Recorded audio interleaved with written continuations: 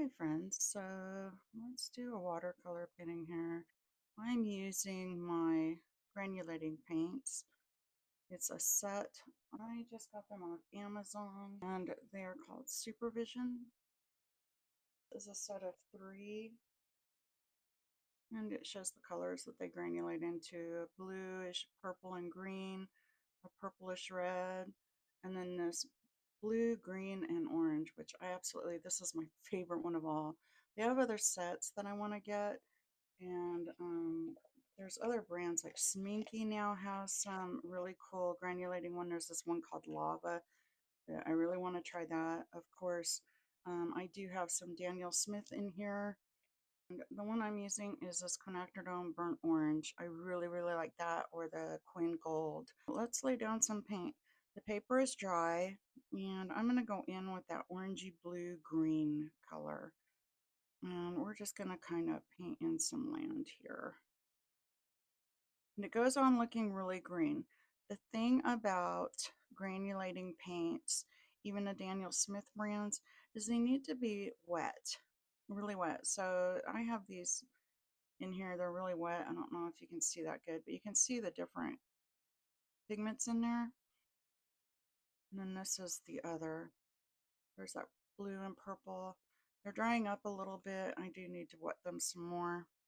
And then as you wet them and layer them, the more the other pigments are going to come out. You can kind of see it like in the sky. I'm using the Meeden cold press, that 3x4 paper for these.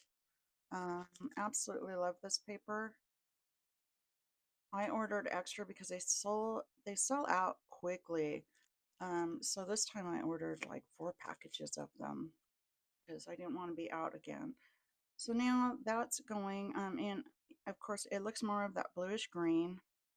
So I'm going to go in with this mix and get more of this watery part, and then I'm just going to brush over that again in spots and make sure it pulls some. I know what I like to do. I have a spray bottle.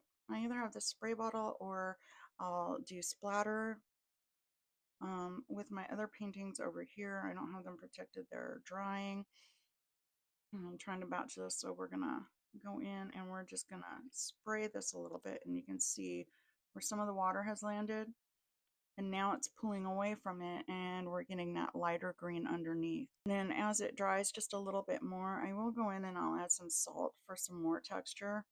Granulating paints, how they work is they're different pigments, but there's a heavier pigment that will drop to the bottom, and then the lighter pigment, the smaller flakes, will rise up to the top.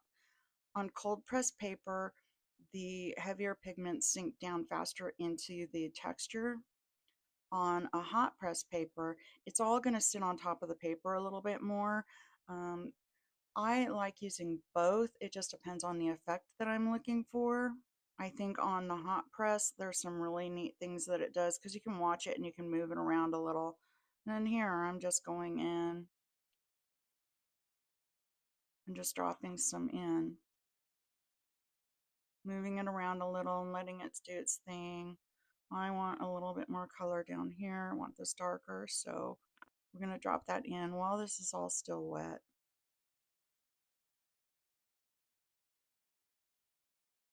This is a paint that makes some awesome textures. I love playing with it, seeing the separations. It's unpredictable, of course. You can't control. You kind of get an idea of how to get that lighter staining color on the bottom, using water splatter or even paint spatter. There's 2 things you can do here. You have the option to let it dry, or you can use a hair dryer or an air gun, a heat gun, and dry it on your own. When it comes to the granulating colors, I like to let them dry on their own. I think that it gives more time for the paper to react with it and for the pigment to flow and move. And when you dry it, you don't get quite as much of that. So see, as this is still spreading, so as it dries, it'll start spreading out. Pigment's still going to move, and I just be patient, and I either go paint another card or I start in a different area You know, it really all depends. Typically when I work in these, I'll just start another small ACO and work on that. By the time I'm done with that one and waiting on that one to dry, then I can come back to the original one. Now, I'm going to go in with this quinacridone burnt orange, and I know I want a sky in here, some kind of sunset, and I'm not going to get into that. I can come back in and add that later. Again, this paper is dry, but I'm using a very wet brush. I'm just kind of getting this orange in there. And now, I'm also using a flat brush. You can use any brush that you want. And I'm going in with this red color. It's a purplish red, and I really like it. And I'm just going to drop in some clouds here. Now, because the layer that I just dropped is wet, it's going to spread out here. Again, this is a pigmenting or a granulating color. So as it separates, there's gonna get a bluish color underneath. And then now I'm gonna go in with this purpley gold, purpley blue color. And I'm gonna come up top here a little bit. Just add a little bit more drama and then go underneath where there would be shadows under these clouds. Let it do its thing. Just lightly tapping. Moving stuff around.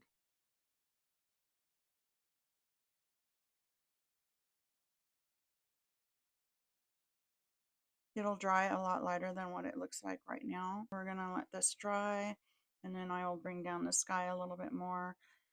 As it dries, there will be hard lines here, but you can soften those up. So I keep different supplies up here.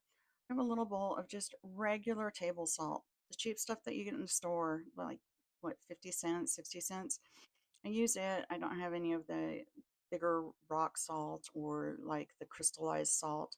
That's great too. You can use that, and it does different things. I really love these for winter scenes or just to add some random texture here. And we're just going to sprinkle some.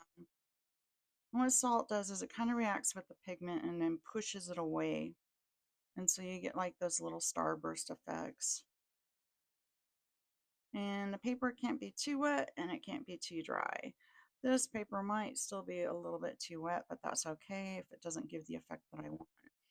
And now, while it's still just a little damp, these colors here, I'm going to go in and just start bringing up a little bit of that tree line up here. Again, I'm just using my flat brush. You can use your round, a liner brush, however you want to do it. Just scatter them. Not all the trees are ever the same height. And these are in the distance, so they are going to be a lighter color. Like that. Okay. It's still not dry completely. I'm out in the sunroom and it is humid today. It's been raining, so the paints aren't drying as fast as they normally do. I do want to bring down this sky some in here, so I am just kind of using a damp brush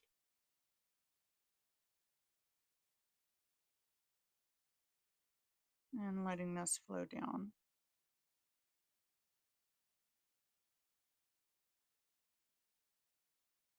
These colors are a lot of fun. I really enjoy them for the unpredictability and then just the different colors you can get from one. I do want to soften these up. Okay. And then now I'm just taking my liner brush and I'm going into this green that I have. And I want just some pine trees here. It's still pretty wet. Might not be able to do what I want here with it. it's still pretty wet. So we're just going to let this wait a minute. It's still too wet to really.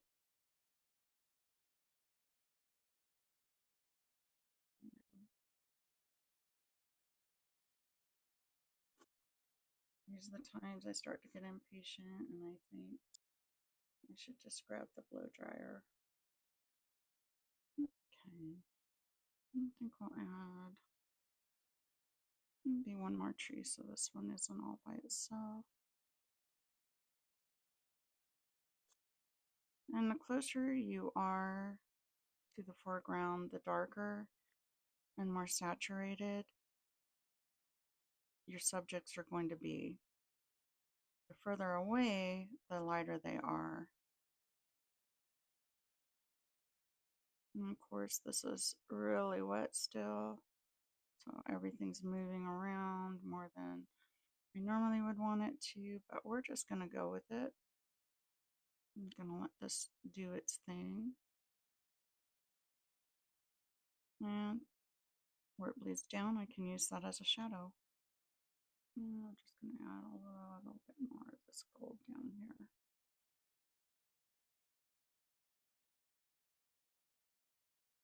And that's it.